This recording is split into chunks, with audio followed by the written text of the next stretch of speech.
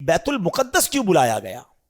یہ بڑی کمال کا کوسچن ہے کہ اگر رب نے اپنی بارگاہ میں بلانا تھا تو یہ بیت المقدس کا ٹریول کیوں کروایا گیا؟ ایک ایسی جماعت قائم کی گئی کائنات میں، اس سے زیادہ مبارک جماعت کوئی نہیں ہوئی، اور وہ جماعت ہوئی، وہ نماز ہوئی بیت المقدس میں کہ جب سارے انبیاء صف بنا کر کھڑے ہیں، اور اب حبیب پاک جب وہاں جاتے ہیں تو جبریل امین نبی پاک کا ہاتھ پکڑ کر مصلی پہ کھڑا کر دیتے ہیں صف بصف کھڑے ہیں انبیاء، صف بصف کھڑے ہیں انبیاء، مصطفیٰ امام ہو گئے، ان کے جو غلام ہو گئے وقت کے امام ہو گئے، نام لیوا ان کے جو ہوئے ان کے اونچے نام ہو گئے۔ اور بریلی کے تاجدار سے پوچھو کہ یہ نماز کیوں ہوئی تھی، what is the reason to make that beautiful جماعت، جو سیکرڈ جماعت، دنیا کی سب سے مقدس جماعت، یہ کیوں ہوئی تھی؟ اس کی وجہ امام عشق و محبت عشق والی زبان میں فرماتے ہیں کہ نماز اقصا میں تھا یہی سر،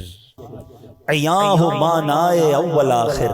کہتے جو اقصا میں جماعت ہوئی تھی نا، اس میں ایک راز تھا، اور وہ راز یہ تھا کہ پتہ چل جائے کہ اول کون ہے، آخر کون ہے، افضل کون ہے، مفضول کون ہے، آقا کون ہے اور اس کے پیچھے کون ہے۔ سبحان اللہ۔ کہتے نماز اقصا میں تھا یہی سر، عیاں ہو مانائے اول آخر، ہے دست بستہ پیچھے حاضر، جو سلطنت آگے کر گئے تھے، جو پہلے سلطنت انبیاء کر گئے، وہ سارے ہاتھ باندھ کر پیچھے کھڑے ہیں۔ سب کو بتا دیا گیا کہ رب کا حبیب کون ہے، سب کا آقا کون ہے۔ گویا یہ منظر اس وقت ظاہر ہو گیا کہ خلق سے اولیاء، اولیاء سے رسول، اور رسولوں سے اعلیٰ، اور رسولوں سے اعلیٰ۔ مسجد اقصی میں جب نبی پاک علیہ الصلوۃ والسلام پہنچے نا، تو اب وہاں پر نبیوں نے خطبہ دیا۔ اب ذرا خطبہ سنیے گا۔ سب سے پہلے حضرت ابراہیم نے خطبہ دیا، الحمدللہ الذی اتخذنی خلیلا، تمام تعریفیں اس اللہ پاک کے لیے جس نے مجھے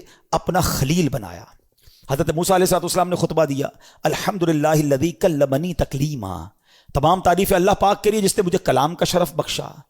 تیسرا خطبہ دیا حضرت داؤد علیہ السلام نے، آپ نے کہا الحمدللہ الذی خولنی ملکا، تمام تعریفیں اس اللہ پاک کے لیے جس نے مجھے سلطنت عطا فرمائی۔ تمام انبیاء آتے رہے، خطبہ دیتے رہے۔ اب جب نبی پاک علیہ السلام کی باری آتی ہے، اللہ کے حبیب کی باری آتی ہے، آپ نے فرمایا الحمدللہ الذی ارسلنی رحمۃ للعالمین، تمام تعریفیں اس رب کے لیے جس نے مجھے رحمت بنا کر بھیجا۔ اسی خطبے کے دوران سنو اے امتیوں، تمہارے آقا تمہیں اس شاندار محفل میں بھی نہیں بھولے۔ ٹرائی ٹو انڈرسٹینڈ کس کوالٹی کی وہ محفل ہوگی۔ کائنات کے سارے بہترین، سب سے بہترین افراد جمع ہیں، اللہ کے حبیب خطبہ دے رہے ہیں، اور آڈینس کون ہے؟ انبیاء ہیں۔ سب اپنی اپنی بات کر گئے نا۔ سنو نبی پاک نے آگے کیا فرمایا۔ اللہ کے نبی کہتے تمام تعریفیں اس اللہ پاک کے لیے جس نے میری امت کو بہترین امت بنایا، جو لوگوں کے لیے نکالی گئیں۔ تمام تعریفیں اس اللہ پاک کے لیے ہیں جس نے میری امت کو سب سے افضل بنایا۔ تمام تعریفیں اس اللہ پاک کے لیے ہیں جس نے میری امت کو اول بھی بنایا۔ اول کیوں؟ کہ ساری امتوں میں سب سے پہلے جنت میں نبی پاک کی امت جائے گی، اور میری امت کو آخر بھی بنایا کہ یہ امت دنیا میں آنے کے اعتبار سے سب سے آخری امت ہے۔ اللہ اللہ، ایسی محفل تھی، اور آقا ذکر کس کا کر رہے ہیں؟ پہلے سوچو، ذکر کرنے والا کون ہے، سننے والا کون ہے، اور ذکر کس کا ہو رہا ہے؟ پھر ہم کیوں نہ کہیں کہ میری خوش قسمتی، میں تیرا امتی، تو کجا من کجا۔ کیسا روحانی تعلق ہے، ہم میں سے تو کوئی اس وقت پیدا بھی نہیں ہوا تھا، کروڑوں اربوں امتی نے بعد میں آنا تھا۔